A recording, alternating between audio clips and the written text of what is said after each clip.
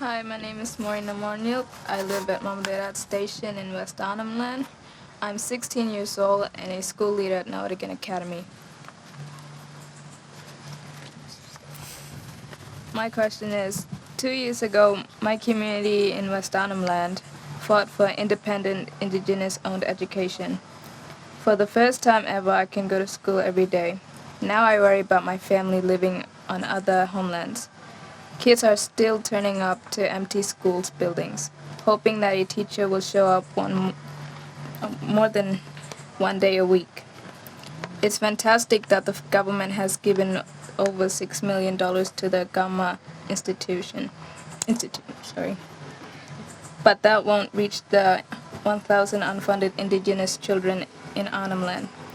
When will we get the same opportunity as every other child in Australia?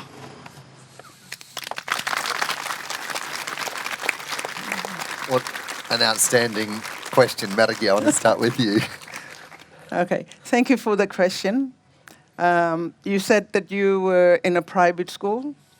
There are so many private schools throughout Australia, and a few around here. In my experience, there was a school just down the road here where I went to, and this school was the college, and a lot of Indigenous people right across from here to Western Central and Western Arnhem Land who had come here. And it catered for year 7 all the way to year 12. We all lived together here, and but it wasn't a private school. It was a public school, and that's how our parents wanted it to be. Yeah, it was a really good school, but I myself personally don't believe in private schools, and because kids come to private schools and they're lost in the system, and we would rather work with the Northern Territory Education Government to help each other, to have ideas shared together, to share right across Arnhem Land and the Northern Territory, and have a really good, so that we can work together. And thank you, young lady. If you've got friends and you're still young women, this is your future. Tell your friends and your Balanda friends and whoever, that Yolŋu children and Indigenous of East Australia cannot be oppressed anymore.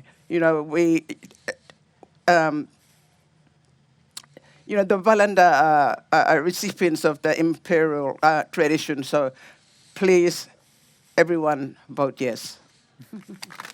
One of the other areas, Dan, and I think is homelands and outstations. What you're doing is terrific, you mob, out there, and we need to ensure that there is more support for homelands and outstations across the Northern Territory, but also in other jurisdictions. I've just come from the APY lands. I know that there are questions around that, which I want to try and understand from the South Australian Government. But in the Northern Territory, we've been pushing, and I know Marion Scrimger, who's a member for Lingiari, has been absolutely passionate about that in terms of the communities here, Dan, that we have to see the homeland supported, and we did that through $100 million to the Northern Territory to ensure that would keep going, and we want to keep working on it. But the other area that we're having a problem is in the Senate with the Housing Fund. We need to be able to pass pieces of legislation that can enable us to give the houses where we need them right across Australia, but in particular in places like where Maureen comes from.